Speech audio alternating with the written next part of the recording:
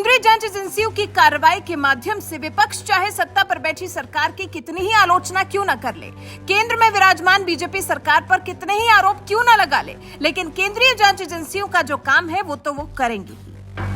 केंद्रीय जांच एजेंसियों को जहां खामी दिखाई देगी वहां एक्शन होना तो निश्चित ही है। अब जैसे बंगाल की मुख्यमंत्री ममता बनर्जी आरएसएस के थोड़ा करीब आने की कोशिश कर रही थी, आरएसएस की तारीफ में कुछ शब्द कह रही थी, लेकिन इसका मतलब ये कतई नहीं है कि उन पर गाज नहीं गिरेगी या उनके मंत्रियों की करतूतें सामने नहीं लाई जाएंगी।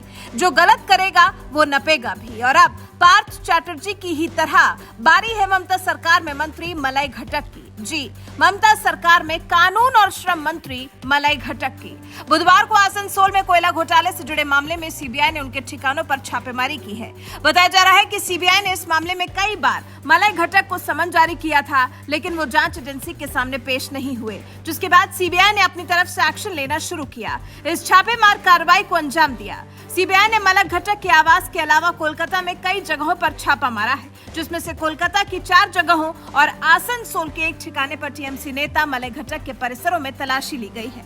ईडी भी जांच के सिलसिले में मलाई घटक से पूछताछ कर चुकी है। मलाई घटक आसनसोल उत्तर सीट से विधायक है। दरअसल ये पता लगाने की कोशिश की जा रही है, दोनों जांच एजेंसियां कोशिश ये जानने की कर रही हैं कि कोयला घोटाले में मलाई की क्या भूमिका रही है। ईडी इस मामले में मनी लॉन्ड्रिंग और सीबीआई आपराधिक पहलू की जांच कर रही है। ये कार्रवाई ऐसे वक्त में की गई है जब कुछ समय पहले ही शिक्षक घोटाले के मामले में प्रवर्तन निदेशालय ने ममता सरकार में कैबिनेट मंत्री पार्थ चैटर्जी को गिरफ्तार किया था। पार्थ चैटर्जी की करीबी अर्पिता मुखर्जी के पास से तो काफी मात्रा में कैश भी बरामद किया गया था। करीब 50 करोड़ रुपए की राशि कैश में बरामद की गई थी। विवाद बढ़ा था तो ममता बनर्जी ने अपने करीबी चैटर्जी को मंत्री पद से हटा दिया था।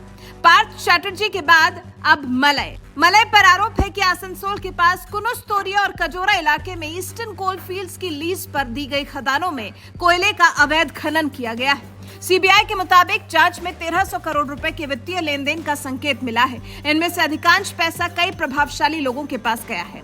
जांच में खुलासा तो ये भी हुआ है कि हवाला के जरिए इन प्रभावशाली लोगों के विदेशी बैंक खातों में पैसा जमा कराया गया था। सीबीआई इन दिनों बंगाल में एक्टिव इसलिए भी दिखाई दे रही है क्योंकि ममता बनर्जी के भतीजे अभिषेक बनर्जी समेत कई लोगों के खिलाफ कोयला घोटाला केस में मामला दर्ज है।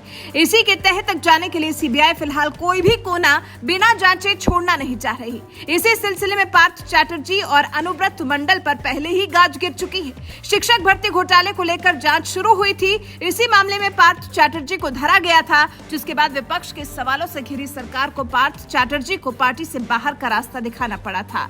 वहीं फिर ममता के बेहद खासम खास रहे बीरभूम जिले के अध्यक्ष अनुव्रत मंडल पर सीबीआई ने शिकंजा कस दिया था। मंडल पर पशु तस्करी मामले में लेन देन का बड़ा आरोप है, जिसको लेकर वो सीबीआई की गिरफ्त में है। वहीं अब लपेटे में कानून मंत्री मलाई घटक आ गए हैं, जिनके घर पर सीबीआई ने छापेमारी की है, जिससे निश्चित तौर पर ममता सरकार की मुश्किलें बढ़ गई हैं। वैसे ममता सरकार की इन बढ़ी हुई मुश्किलों को लेकर आप क्या कुछ कहना चाहेंगे? कमेंट कर हमें जरूर बताएं।